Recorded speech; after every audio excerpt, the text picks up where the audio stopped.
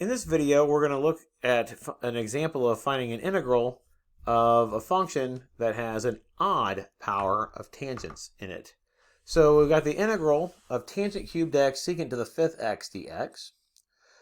So since we have an odd power of x, we're going to peel off one secant and one tangent for our du. And that'll leave us an even power of tangents that we can easily convert over to secants.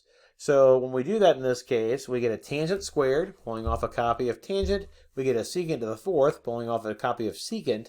And so our du piece you see here is secant x tangent x dx. Tangent squared now, we're going to want to replace that with secant squared x minus 1 because the du piece that we've picked implies that we're going to use a u equals secant. So we want everything else in terms of secant. So we get secant squared x minus 1 times secant to the fourth x times secant x tangent x dx. After we make our u substitution, we get u squared minus 1 times u to the fourth du. Distribute the u to the fourth through. Take an antiderivative. That's just a polynomial. That's straightforward. Use the power rule.